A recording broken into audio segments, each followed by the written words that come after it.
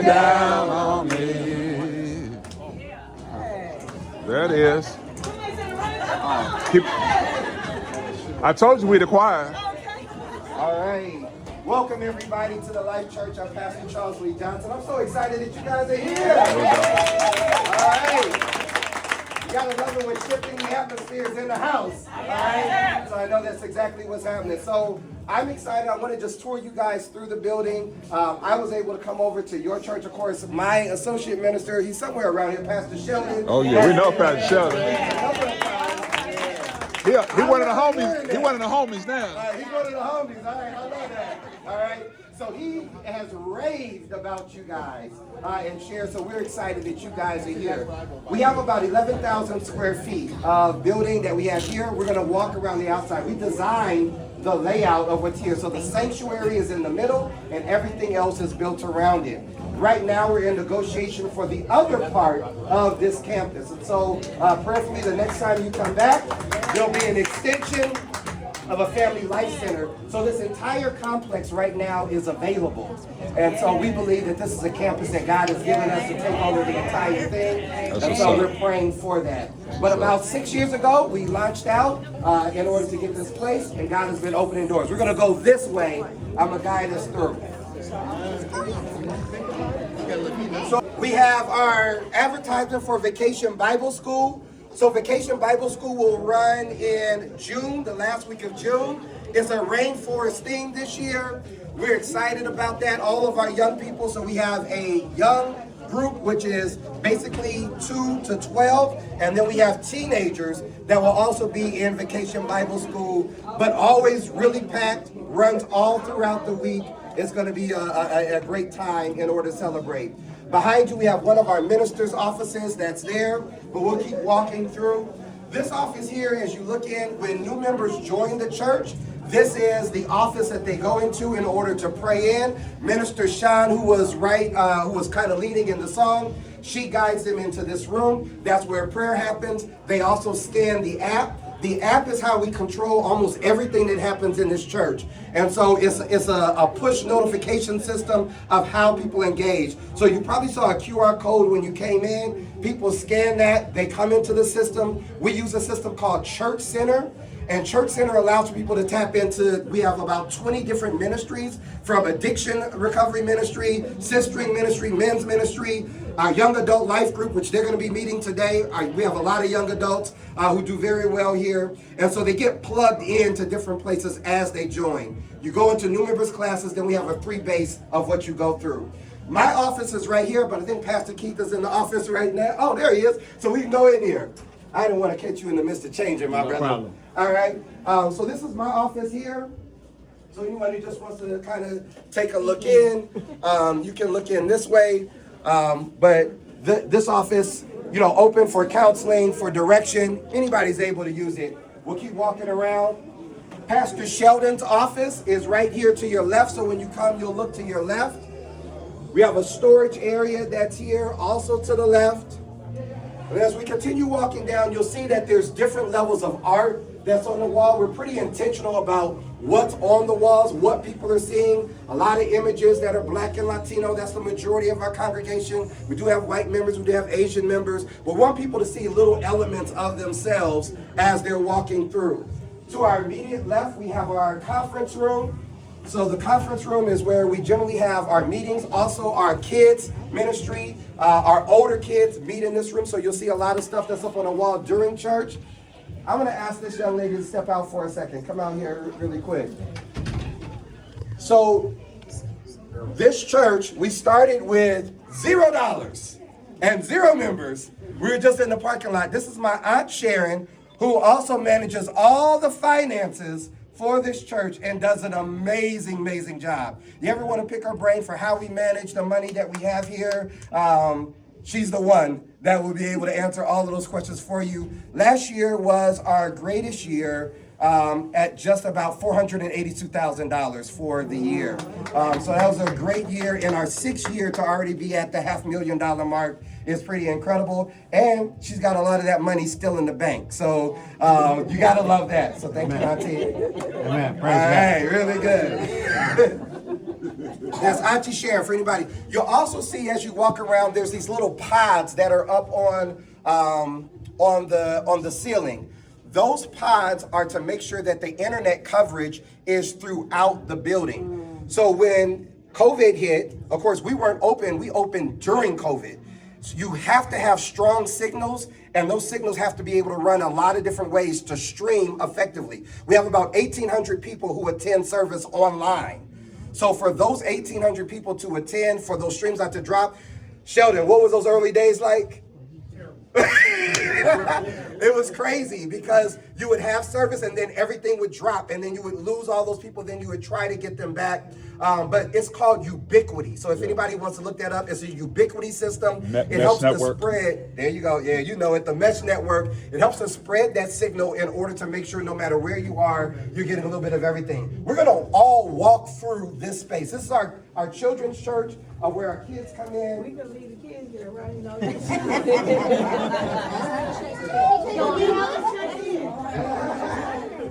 That sounds awfully permanent in your voice. We're all kind of squeeze in here. We'll all kind of squeeze in here. And let me talk about Children's Church for just a second. So Children's Church is pretty incredible. Yeah, let's go ahead and squeeze all the way in. We'll come all the way around on both sides. One of the goals eventually is to launch into a full school. So you guys saw when I was talking about the campus over here, we're right now negotiating for the other part of this campus that's on this side in order to get, that'll be 14,000 additional square feet. If we're able to grab that, if that's God's will, then part of that might be a school, all right, in order to make sure that we educate in a family life center. So we're excited about that. Our church pretty much stayed solid in numbers. We were averaging, maybe about 60 to 70 people a week until we launched Children's Church. This was the game changer for us. When Children's Church happened, kids started bugging their parents, get me to church, right? They wanted to be here because we got food that happens here. You got lessons that happen here. There's a lot of love that's happening here. So this is a special room because I think the boom of the church happened right here. Right now in the building for one service, generally average about 225 people who are going to be in the building. We're licensed for about 160.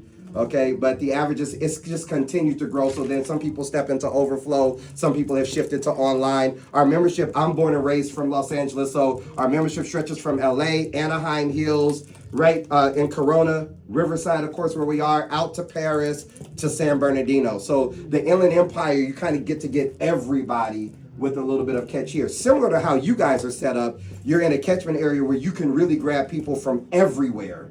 With where you guys are, very similar situation for us. But Children's Church being that critical place that really gave a lot. Then that spawned, we wanted to move right into Teen Church, but it didn't happen that way. It went from this group to young adults. Our young adult ministry, which is between 18 and 32 years old, that group exploded. So it was like this group, and then that was the next group that just started to fill the church. And they filled the church on fire. We launched a retreat for them in Big Bear in the mountains. We just made it free for everybody. Just come on and be out. And then they started bringing friends, brothers, sisters, cousins. And that has breathed a lot of great energy into the church.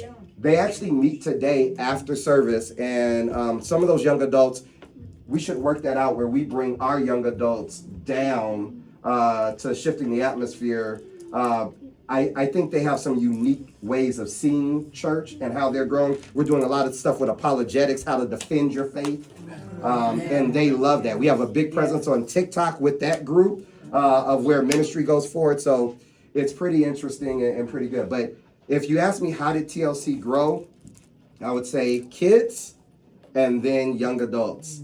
And then everything else just started to fill in between. We have never advertised this church yet. We still haven't. So in our 6th year, we haven't advertised. We're actually rolling out a marketing plan that comes out in September. And I think when we do that, we already have tested 2 services. They were both full So I think at this point, you know, we're ready to roll that out, and then we'll move to 2 or 3 services in order to continue to go. All right. I love seeing y'all here. Y'all good looking church. Y'all gonna fit real good in here. All right. We good looking people here too. All right. I'm gonna have us walk out this door. We're gonna continue walking around the building. I'm gonna swing that out. There we go. Ooh, I appreciate that. That's so nice here. This is my wonderful children's church leader right here. This is Sister Kathy. And man, she's an extraordinary leader. Now, where's your experience though with starting children's church goes all the way back where? To childhood. All right. And where? Where? At Panama City, Greater Bethel AME Church. Okay. And so she brought all of that experience, what she experienced growing up in the church, has brought it here, been amazing of her leadership. And so kids generally check in the front, their parents sign them in. Then they get walked around there in children's church and their parents sign them out. All of it is done pretty much through the app. You can sign in and sign out once you're registered in the app. And they said, this is really nice. I love that. We're gonna pass by, this is the kitchen that's right here to the left. So we had to build a kitchen. There was no kitchen here. So we did have to build this kitchen, but we do a lot. Right in the back, if you see, there's a beautiful lady that's all the way against that wall. That's Tara Allen Williams. She manages logistics for this building. She also serves as my administrator. She is the boss. So she runs everything and makes sure that everything is online. Tara, do you have the key for the network room? All right, can you come open this room for me? I just want them to look in. I've got Edison International, and I want to make sure that he can see inside of that room. But Tara manages the entire building in order to make sure that everything is in order. She keeps it good. Our bathrooms are right here, so as you guys have to use the restroom, each restroom has about 3 or 4 stalls, baby changing stations on all sides. So real basic, setup that's here, but you see how that runs, and I'll take you to the back of what we have there. If you look to the far left outside the door, that's our outside, that's the back area. We don't use it except for maybe some events, that type of thing. We'll run out there, but we'll continue to move all the way around. And there's an outline on this wall. This used to be a door that led to the other suite. So if you look at this wall, there's a door frame like kind of right there. Yeah, you see it? Mm-hmm. If we get this other suite, which I'm praying God surrenders to us, right? We have a meeting on that this week. Then we will just open this door back up, and then you'll walk into the 14,000 other square feet. So you'll never have to leave the building. You'll be able to just walk straight through. Woo! To God be the glory. You'll see our leaders here: Frederick Douglass, Mary McLeod Bethune, Nelson Mandela, Ida B. Wells, George Washington Carver, Harriet Tubman, Booker T. Washington. Yes. What's up, man? How are you? I was just talking about you this week. It was the news. It was good, all right? This is my man Dorian, one of our young adults, man, represents very well. Brilliant young man. Y'all say good morning to him. Good morning. All right, we're gonna go this way, you guys. Where you guys going? We're gonna go this way. Come on, baby. She like, I'm in the sanctuary. Once again, sanctuary is there. And then this is the fellowship room. So we'll all step in here real quick. Man. How you doing? Trying to have some bass in your voice? Good. How you doing? What's up, man? How you? You ready? All right. So one of the things, this is Minister Dexter Robinson. He's actually teaching. You see Keith? He's going to be teaching in Children's Church today, which is amazing. I love having him here. We want to have men engage with our young people, so we don't want it to be all led by women. And so they got a special treat. He's a pastor par excellence, amazing preacher, amazing teacher and giver, and I love that he's serving here. Let's let everybody in. So this room can be broken into 2 rooms, or we keep it open like this. It'll be used right now for Children's Church for the older young people. They'll be in here during Children's Church learning. Other times meals are served in here. So we convert this room in different ways, rent it out to the community so everybody can be able to come in. You'll see behind you we have these huge TVs and new cameras and things like that. When we purchased all of our stuff in 2020, we had all of the latest technology. I mean, we were ahead of the curve. And now, 6 years later, it's like our technology is outdated.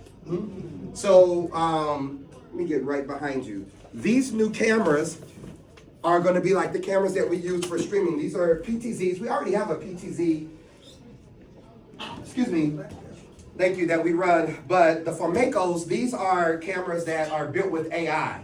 So instead of having to have somebody try to manually follow when you're on the stage, these cameras actually do tracking, and you can program them, hey, scan the crowd, and then it's just going to do it for you. Or say, hey, focus on the speaker, and then it'll just follow the speaker everywhere the speaker goes. So all of these things are new things that by the time you guys come back here, you're going to see sort of a makeover of the camera, the angles in which things are going to be able to be presented at, an update in sound. All of those are things you're constantly having to update. So this latest update is a cost of about $20,000. But we're constantly trying to do that because what percentage of people do you think come to a church only after they look at it online? 35%. 20? 70%. 68%. 68%. So when you do the data, 68% of people, just like with a restaurant, people go online, they look at, what it's going to look like before they go there. Okay, people do the same thing with churches. They shop churches online before they show up, which then meant for us, we have to pay attention to what we look like online because that's going to dictate whether people choose to come in the building or not, right? And so all of these things become things of having to invest in. We're at service time. I think the countdown has probably started. We have a countdown that generally starts at 10 and then service at 10:05 and everything is running from there. Any questions? How are you guys streaming? What platforms are you on? So we do Facebook right now and YouTube. Facebook generally for our older congregation. YouTube is our largest platform of where we get viewership.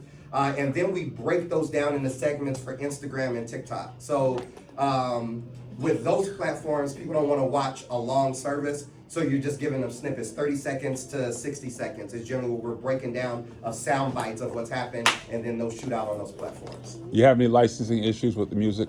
Yes. Okay.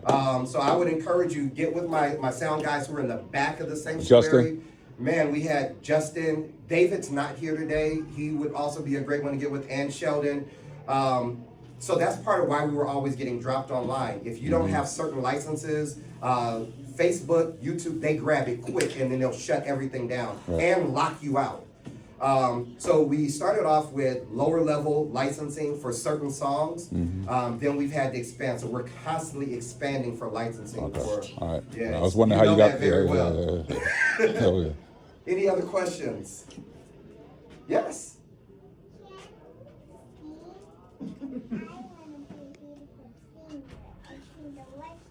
Well, you are already a beautiful singer, I can tell you that. And yes, you can sing, and we're going to be ready to sing as we get ready to go in service right now, baby. I love that. You're going to stay here for a little while. So, do I have any parents that... So, do you have children's service going on now? For this service? This service? Yes. Yes, I'm sorry. Okay, so we have any parents that's going to have their kids go to children's church? Yeah, Okay. They've already registered. Oh, my bad. Let me just... While you were getting dressed, we'll take care of business.